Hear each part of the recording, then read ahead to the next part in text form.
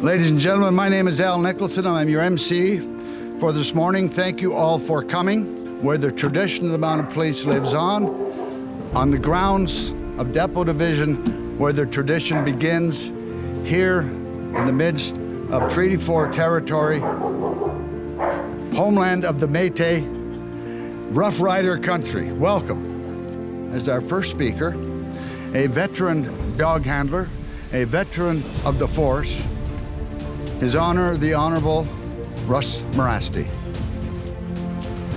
Well, good morning, everyone. Bonjour. A real pleasure to be here this morning. Donna and I are very pleased. I'm very grateful to the Friends of the Museum for this initiative, as it was before, attending here to lay some bricks for troopmates and fallen comrades. That was very moving, and when he called to talk about this initiative, I immediately said yes. Our Pillars of the Force initiative, it was launched to recognize the dedication and the contributions of individual men and women, both members and employees of the RCMP, and for them to be able to tell their story of what service to Canadians from coast to coast to coast represented to them personally.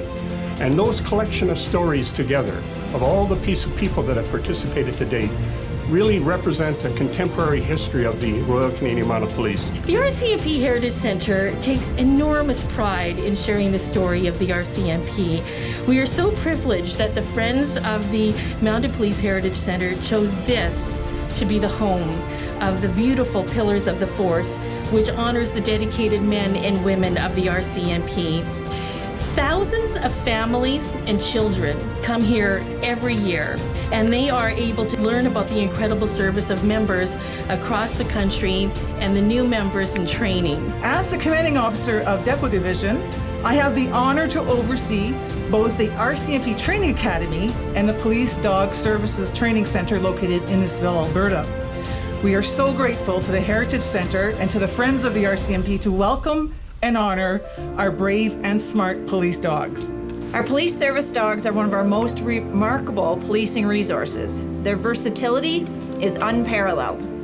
RCMP police dogs across Canada use their exceptional sense of smell every day to find missing persons, detect potential bomb threats, locate drugs, track and apprehend fleeing criminals, and search for evidence. Not only do they do so to assist officers in a variety of roles, but they do so on whatever terrain they are brought to. And all that on a salary of treats and ear scratches. There was a run yesterday north of Swift Current in the area of Saskatchewan Landing, and if you're familiar with that, it's pretty rough terrain, very demanding, steep. And I tell you, going up some of those steep hills, I thought, wouldn't it be nice to be attached to a strong police service dog here right now? Because they did help us when we were going over rough terrain, going through rough terrain, and pulling us along. When people ask, well, what was the best time during your service? Would have to be working with the police service dog. There's no question about that. They are special members, a very valued group of frontline policing, on duty 24/7, and the public have such a curiosity and such a love for these four-legged members and the work that they're called upon to do, about their appearance, about their personalities, their physical strength, and their ability to flip from playfulness to go time in the blink of an eye. They are mostly German Shepherds, and most of them are male. We ensure that they are in optimal physical condition, sort of like the Depot Cadets. And they have particular personality traits which make them suitable for police work. This means even temperament, hunting instinct, and sound character are essential. A dog can search a car in approximately 3 minutes. I can't search a car in 3 minutes. A police dog usually retires at age 7. I only wish. When a police dog retires, it is unable to continue working. They often become the handler's pet, or a suitable home is found. They do become members of the family. There's absolutely no question about that. They're not isolated in their kennel or in their run. They're in the house interacting with the kids and the family as a whole. Police officers of all stripes have called on and been supported by police service dogs somewhere in this country. And it seems when we call on them, it's always in the toughest of the worst of situations. Therefore, We, the Friends, in partnership with the Heritage Center, we're honored to dedicate one of the pillars to our police service dogs, the Canine Pillar.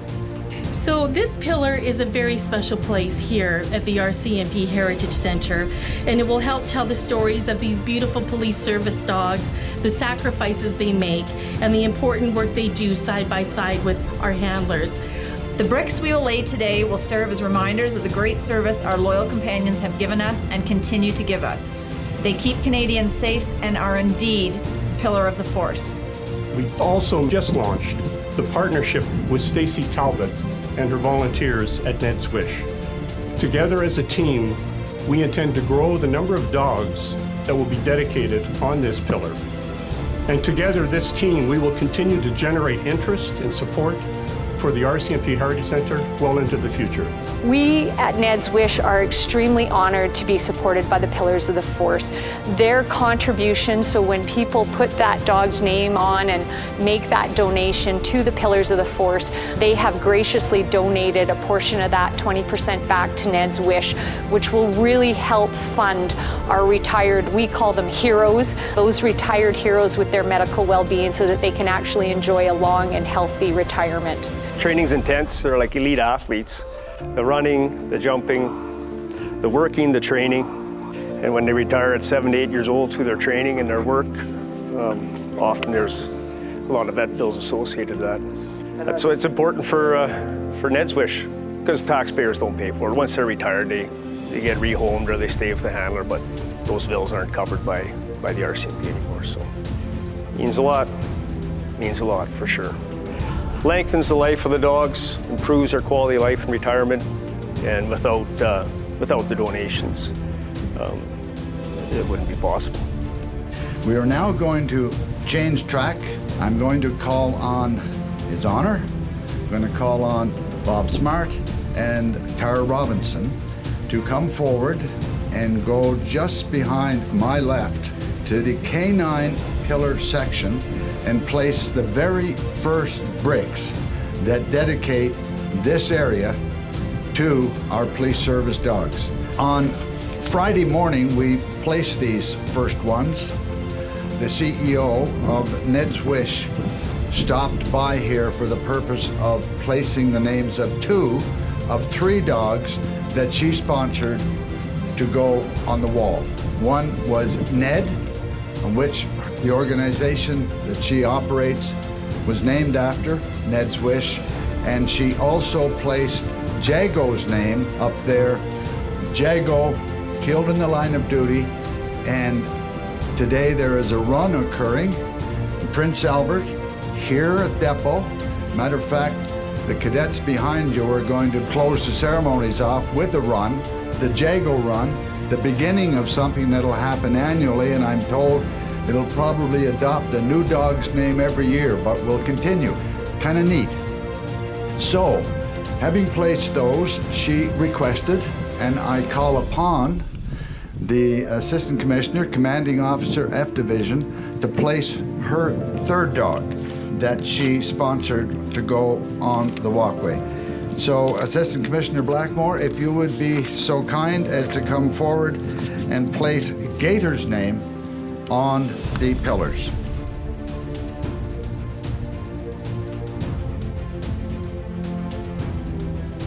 Now I call upon Brent Bates to place Bailey's name on the wall.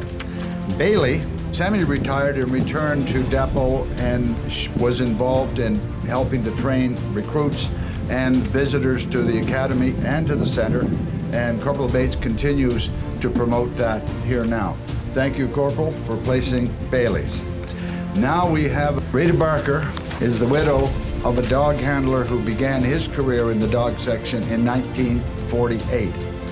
During his time, he's had 5 dogs, and the family has chosen to place all 5 dogs on the pillar here today. And I'd like to start off by calling the youngest daughter to place Tip on the pillars. Lynn Jeffins, Nee Barker, thank you very much. And next I call Glenda Cook, Nee Barker, the eldest daughter, to come forward and placed Dirk's name on the pillar. Thank you, Glenda.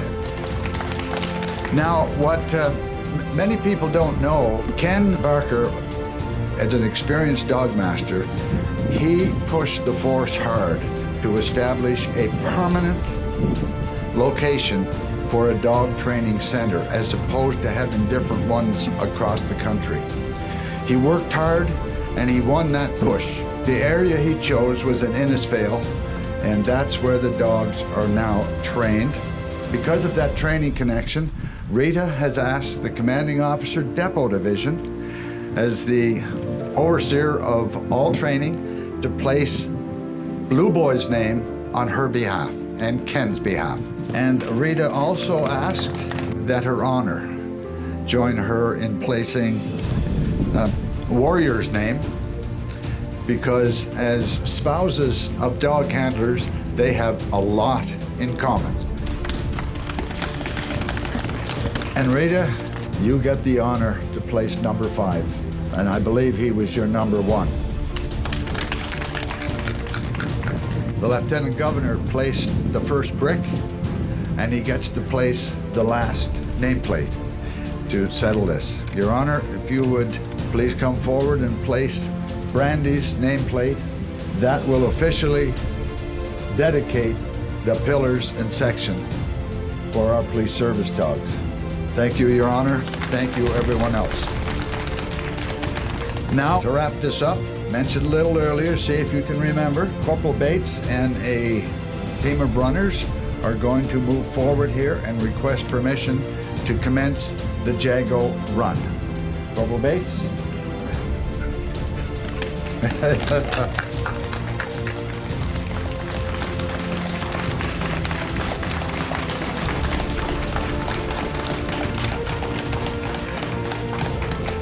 Thank you very much for coming and have a great day.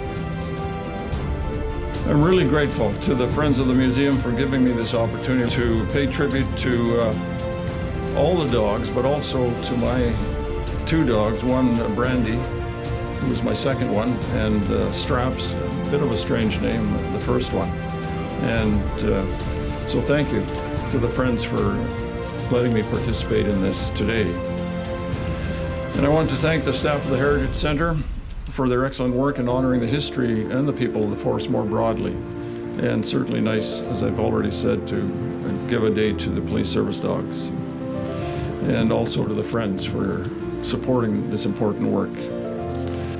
I would like to thank all of you for being here to recognize the value and importance of our police dogs in the peaceful resolution of thousands of public safety incidents every year in Canada. So in closing, to carry on, it is my pleasure to bring greetings on behalf of Her Majesty, Queen Elizabeth II, our Queen of Canada. Thank you, merci.